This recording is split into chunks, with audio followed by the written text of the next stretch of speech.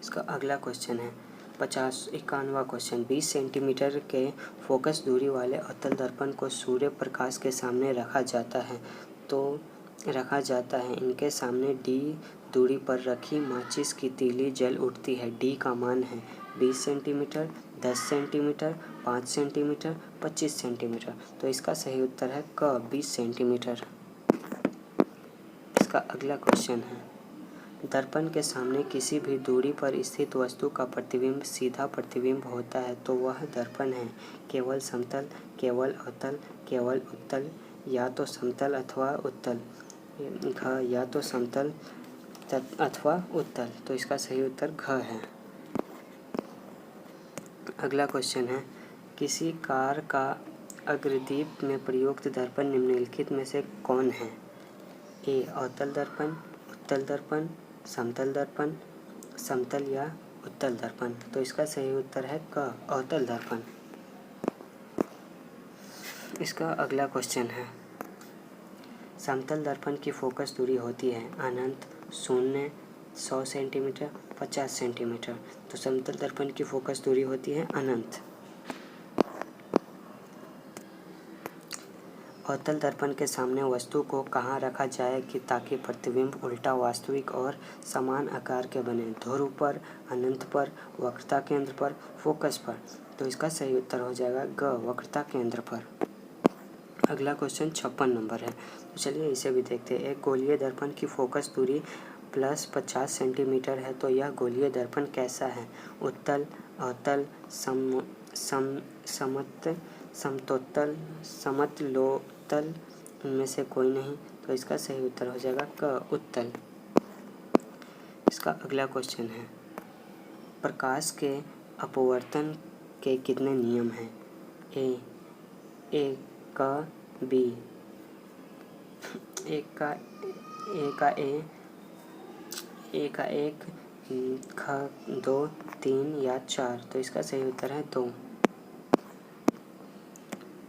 अगला क्वेश्चन जिस माध्य का अपवर्तनांक अधिक है वह कम अपवर्तनांक वाले माध्य की तुलना में प्रकाशित सघन, प्रकाशित विरल है। पहले माध्य का द्रव्यमान धनात्मक अधिक है, दूसरे माध्य का द्रव्यमान धनात्मक कम है। तो इसका सही उत्तर है क प्रकाशिक सघन। अगला क्वेश्चन निम्न में से किस माध्यम में प्रकाश की चाल अधिक होती है? हवा में, जल में, शीशा में, हीरा में। तो इसका सही उत्तर है क हवा में। अगला क्वेश्चन कौन सा लेंस अपसारी लेंस भी कहलाता है? अवतल लेंस, उत्तल लेंस, अवतल एवं उत्तल लेंस दोनों, इनमें से कोई नहीं। तो इसका सही उत्तर हो जाएगा क अवतल लेंस। शीशा या कांच किस प्रकार का माध्यम है? प्रकाशिक, अप्रकाशिक, क और ख दोनों, इनमें से कोई नहीं। तो इसका सही उत्तर है क प्रकाशिक। प्रकाश की चाल विभिन्न माध्यमों में एक समान है, भिन्न भिन्न है, क और ख दोनों, इनमें से कोई नहीं। तो इसका सही उत्तर है ख भिन्न भिन्न है। अगला क्वेश्चन है कांच पारदर्शी माध्यम से प्रकाश की किरणें गुजरती है तो क्या होता है? कुछ भाग परावर्तित होती हैं, कुछ भाग अपवर्तित होती हैं, कुछ भाग अवशोषित होती हैं, क और ख तीनों ही, क ख ग तीनों ही। तो इसका सही उत्तर है क ख ग तीनों ही। वायु में प्रकाश की चाल निर्वात की अपेक्षा होती है कम, ज़्यादा, समान, इनमें से कोई नहीं। तो इसका सही उत्तर है कम। अगला क्वेश्चन है फिर आपका प्रकाश की किरणें हो सकती है दर्पण द्वारा परावर्तित, पारदर्शी माध्यम द्वारा अपवर्तित, लेंस द्वारा अपवर्तित, फोकसित, इनमें से सभी। तो इसका सही उत्तर है घ इनमें से सभी। किसी पारदर्शी माध्यम से प्रकाश की किरणें गुजरने पर आपतन कोण और निर्गत कोण में क्या संबंध होगा? बराबर होगा। आपतन कोण बड़ा बड़ा निर्गत कोण बड़ा, आपतन कोण इनमें से कोई नहीं। तो इसका सही उत्तर हो जाएगा बराबर होगा। अगला क्वेश्चन है, प्रकाश हमें निम्नलिखित संचार के साधन प्रदान करता है। कांच, रेशों से बनी तंतु, प्रकाशिक केबल, टेलीफोन, इनमें से सभी। तो इसका सही उत्तर हो जाएगा घ, इनमें से सभी। कांच के स्लैब से होकर गुजरने वाली किरण के लिए एक आपतित किरण और निर्गत किरण एक दूसरे के असमांतर होती है, एक ही सरल रेखा में होती है, समांतर होती हैं, इनमें से कोई नहीं। तो इसका सही उत्तर है क, समांतर होती हैं।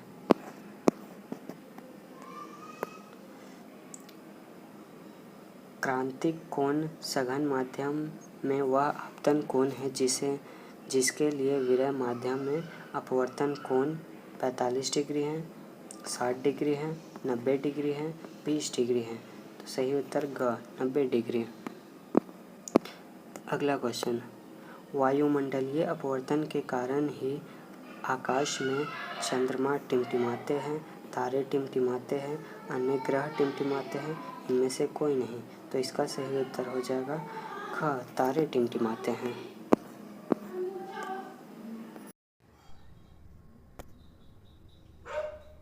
सूर्योदय तथा सूर्यास्त के समय वायुमंडलीय अपवर्तन के कारण सूर्य की स्थिति का पता चलता है। वास्तविक स्थिति का, आभासी स्थिति का, किसी भी स्थिति का नहीं, इनमें से कोई नहीं। तो इसका सही उत्तर है ख, आभासी स्थिति का।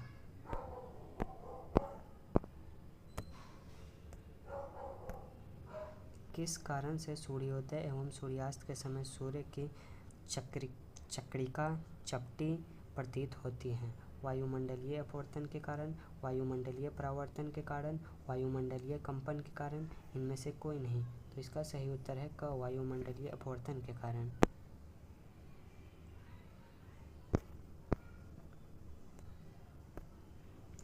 आवर्धन का ऋणात्मक मान होता है।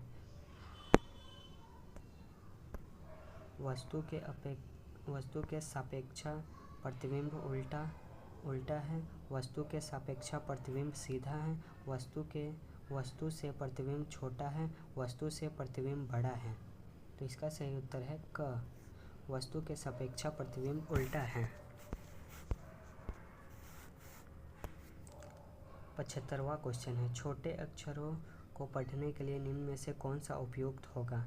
5 सेंटीमीटर फोकस दूरी वाला उत्तल लेंस, 50 सेंटीमीटर फोकस दूरी वाला अवतल लेंस, 20 सेंटीमीटर फोकस दूरी वाला अवतल लेंस, या इनमें से सभी। तो इसका सही उत्तर है क, 5 सेंटीमीटर फोकस दूरी वाला उत्तल लेंस। अगला क्वेश्चन है, वास्तविक वस्तु का आभासी प्रतिबिंब बनता है समतल दर्पण में, उत्तल दर्पण में, अवतल दर्पण में, इनमें से सभी दर्पण में। तो इसका सही उत्तर हो जाएगा क, समतल दर्पण में। अगला क्वेश्चन है, वास्तविक वस्तु का वास्तविक प्रतिबिंब नहीं बनता समतल दर्पण और उत्तल दर्पण में, अवतल दर्पण और उत्तल दर्पण में, समतल दर्पण और अवतल दर्पण में, इनमें से कोई नहीं। तो इसका सही उत्तर है इनमें से कोई नहीं। वस्तु से छोटा प्रतिबिंब बनता है अवतल दर्पण, उत्तल दर्पण, समतल दर्पण, क और ख दोनों सही हैं। तो इसका सही उत्तर है क और ख दोनों सही हैं।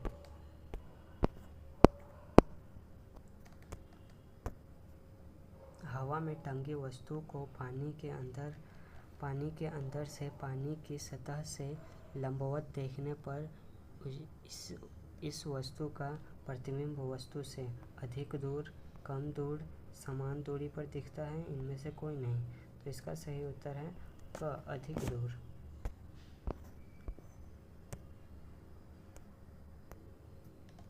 उत्तल लेंस में जब बिंब फोकस एवं लेंस के बीच रखी जाती है तब प्रतिबिंब बनता है काल्पनिक और सीधा, काल्पनिक और उल्टा, वास्तविक और उल्टा, वास्तविक और सीधा। तो इसका सही उत्तर है क, वास्तविक और काल्पनिक और सीधा। एक उत्तल लेंस की फोकस दूरी 20 सेंटीमीटर है लेंस की क्षमता होगी +5 डायोप्टर, +0.5 डायोप्टर, -5 डायोप्टर, -0.5 डायोप्टर। तो इसका सही उत्तर है क +5 डायोप्टर।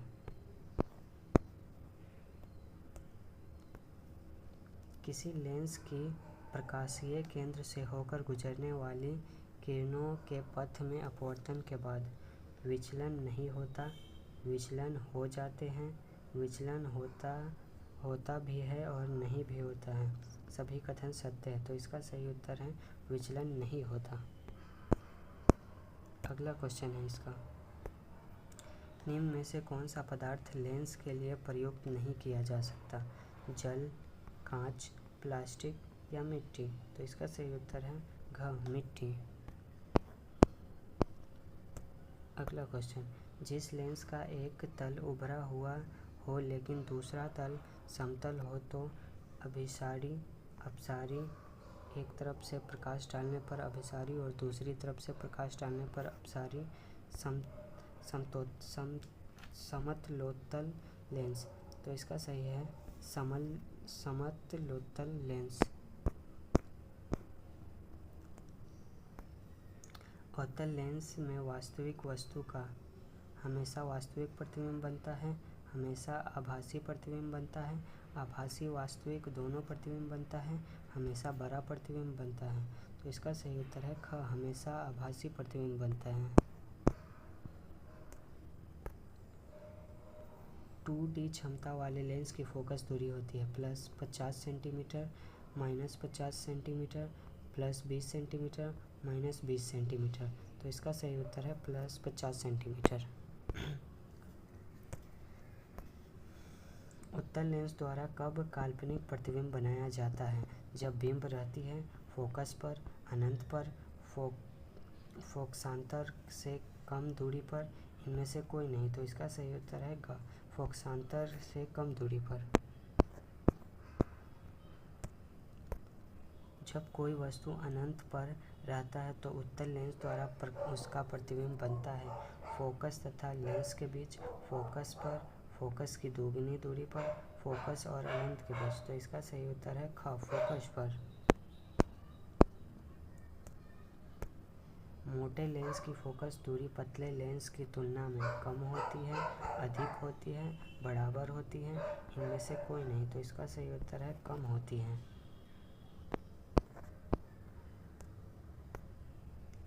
समान फोकस दूरी के उत्तल और अवतल लेंस सटाकर रखे गए हैं। यह युग्म काम करेगा उत्तल लेंस की तरह, अवतल लेंस की तरह, कांच की आयताकार सिल्ली की तरह, प्रिज्म की तरह। तो कांच की आयताकार सिल्ली की तरह काम करेगा।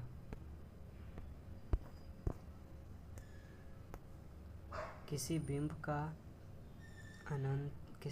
का अनंत पर प्रतिबिंब प्राप्त करने के लिए बिंब को उत्तल लेंस के सामने कहाँ रखें? लेंस के मुख्य फोकस पर, फोकस दूरी की दोगुनी दूरी पर, अनंत पर, लेंस के प्रकाशिक केंद्र और मुख्य फोकस के बीच। तो इसका सही उत्तर है क लेंस के मुख्य फोकस पर।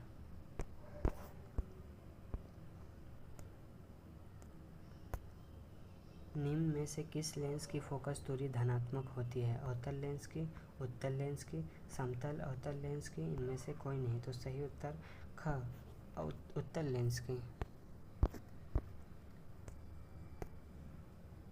उत्तल लेंस के प्रकरण में जब प्रतिबिंब वास्तविक होता है तब आवर्धन है धनात्मक, ऋणात्मक और ख दोनों, इनमें से कोई नहीं। तो इसका सही उत्तर है ऋणात्मक।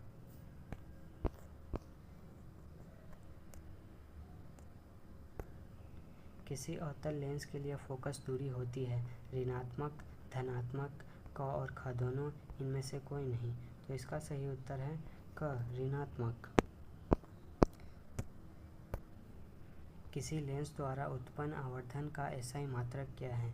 मीटर, सेंटीमीटर, मिलीमीटर, मात्रक विहीन। तो इसका सही उत्तर है मात्रक विहीन।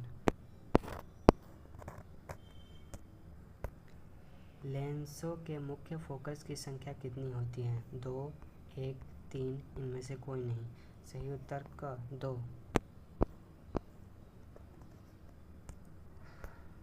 एक अवतल लेंस से 10 सेंटीमीटर दूर पर रखने पर उसका आभासी सीधा प्रतिबिंब बनता है। इसकी फोकस दूरी हो सकती है 15 सेंटीमीटर, 20 सेंटीमीटर, 10 सेंटीमीटर, सभी। तो इसका सही है सभी। किसी उत्तल लेंस के सामने 2f और अनंत के बीच कोई बिंब रखा है, इसका प्रतिबिंब बनेगा वास्तविक उल्टा छोटा, वास्तविक उल्टा बड़ा, आभासी उल्टा बड़ा, आभासी सीधा बड़ा। तो इसका सही उत्तर हो जाएगा क, वास्तविक उल्टा छोटा।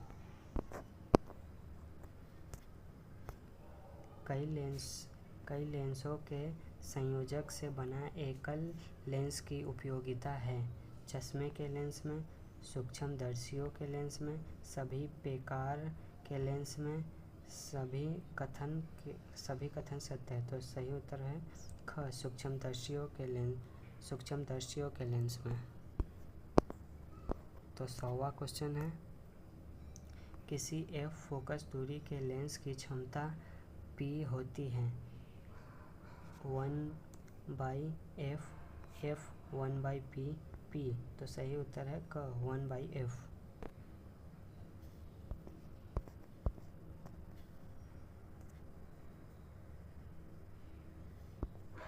तो चलिए अगला क्वेश्चन देखते हैं।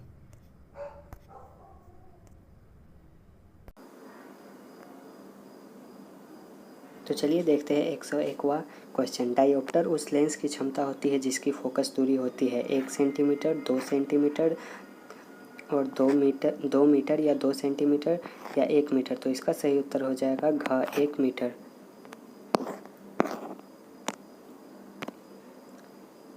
द्विउत्तल लेंस को कहा जाता है अपसारी लेंस, अभिसारी लेंस, दोनों प्रकार के लेंस। सभी कथन सत्य है। तो इसका सही उत्तर हो जाएगा क, अपसारी लेंस।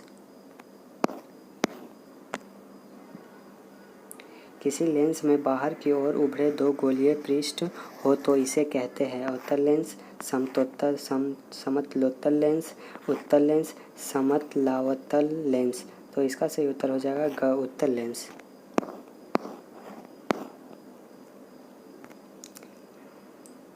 उत्तल लेंस की क्षमता होती है धनात्मक, ऋणात्मक, शून्य, इनमें से कोई नहीं। तो सही उत्तर है क, धनात्मक। एक लेंस की क्षमता -5 डायोप्टर है तो उसकी फोकस दूरी होगी -10 सेंटीमीटर, -20 सेंटीमीटर, 100 सेंटीमीटर, 200 सेंटीमीटर। तो इसका सही उत्तर है घ, -20 सेंटीमीटर।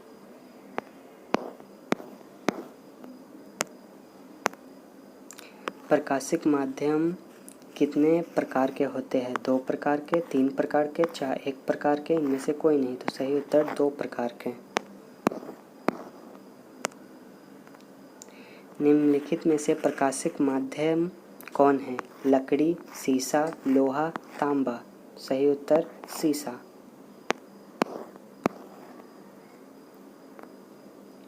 विरल माध्यम में प्रकाश की चाल सघन माध्यम की अपेक्षा कम होती है, अधिक होती है, बराबर होती है। सभी कथन गलत है। तो इसका सही उत्तर है ख, अधिक होती है।